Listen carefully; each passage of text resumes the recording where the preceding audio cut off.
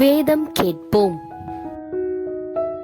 கொரிந்தியர் 3ஆம் அதிகாரம். மேலும் சகோதரரே, நான் உங்களை ஆவிக்குரியவர்கள் என்று எண்ணி உங்களுடனே பேசக்கூடாமல் மாம்சத்துக்குரியவைகள் என்றும் கிறிஸ்துவுக்குள் குழந்தைகள் என்றும் எண்ணி பேச வேண்டியதாயிற்று.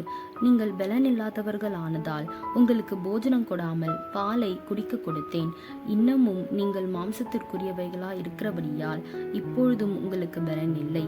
பொறுமையும் வாக்குவாதமும் பேதங்களும் உங்களுக்குள் இருக்கிறபடியால் நீங்கள் மாம்சத்திற்குரியவைகளாய் இருந்து மனுஷ மார்க்கமாய் நடக்கிறீர்கள் அல்லவா? ஒருவன் நான் பவுலை சேர்ந்தவன் என்றும் வேறொருவன் நான் அப்போலோவை சேர்ந்தவன் என்றும் சொல்லுகிறபடியால் நீங்கள் மாம்சத்திற்குரியவர்கள் அல்லவா? பவுல் யார்? அப்போலோ யார்? கர்த்தர் அவனவனுக்கு அருள் அளித்தபடியே நீங்கள் விசுவாசிக்கிறதற்கு ஏதுவாய் இருந்த ஊழியக்காரன் தானே. நான் நட்டேன், அப்போலோ நீர் பாய்ச்சினான், தேவனே விளைய செய்தார். அப்படி இருக்க நடுகிறவனாலும் ஒன்றும் இல்லை, நீர் பாய்ச்சுகிறவனாலும் ஒன்றும் இல்லை, விளைய செய்கிற தேவனாலே எல்லாம் ஆகும். மேலும் நடுகிறவனும் நீர் பாய்ச்சுகிறவனும் ஒன்றாயிருக்கிறார்கள். அவனவன் தன் வேலைக்கு தக்கதாய் கூலியை பெறுவான். நாங்கள் தேவனுக்கு உடன் வேலையாட்களாயிருக்கிறோம். நீங்கள் தேவனுடைய பண்ணையும் தேவனுடைய மாளிகையுமா இருக்கிறீர்கள்.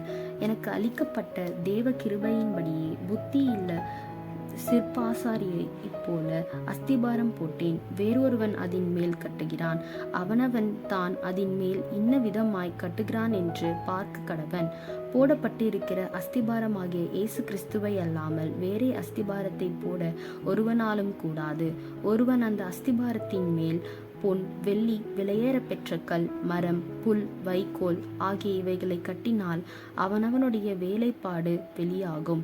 நாளானது அதை விளங்க பண்ணும். ஏனெனில் அது அக்கினியினாலே வெளிப்படுத்தப்படும். அவனவனுடைய வேலைப்பாடு எத்தன்மையுள்ளதென்று அக்கினியானது பரிசோதிக்கும். அதன் மேல் ஒருவன் கட்டினது நிலைத்தால் அவன் கூலியை பெறுவான். ஒருவன் கட்டினது வெந்து போனால் அவன் நஷ்டமடைவான், அவனோ ரட்சிக்கப்படுவான். அதுவும் அக்கினியில் பட்டு தப்பினது போலிருக்கும். நீங்கள் தேவனுடைய ஆலயமாய் இருக்கிறீர்கள் என்றும் தேவனுடைய ஆவி உங்களில் வாசமாய் இருக்கிறார் என்றும் அறியாதிருக்கிறீர்களா? ஒருவன் தேவனுடைய ஆலயத்தை கெடுத்தால் அவனை தேவன் கெடுப்பார். தேவனுடைய ஆலயம் பரிசுத்தமாயிருக்கிறது, நீங்களே அந்த ஆலயம். ஒருவனும் தன்னைத்தானே வஞ்சியாதிருப்பானாக. இவ்வுலகத்திலே உங்களில் ஒருவன் தன்னை ஞானி என்று எண்ணினால் அவன் ஞானியாகும்படிக்கு பைத்தியக்காரனாக கடவன். இவ்வுலகத்தின் ஞானம் தேவனுக்கு முன்பாக பைத்தியமாயிருக்கிறது. அப்படியே ஞானிகளை அவர்களுடைய தந்திரத்திலே பிடிக்கிறார் என்றும் ஞானிகளுடைய சிந்தனைகள் வீணாயிருக்கிறதென்று கர்த்தர் அறிந்திருக்கிறார் என்றும் எழுதியிருக்கிறது. இப்படி இருக்க ஒருவனும் மனுஷரை குறித்து மேன்மை பாராட்டித்திருப்பானாக. எல்லாம் உங்களுடையதே.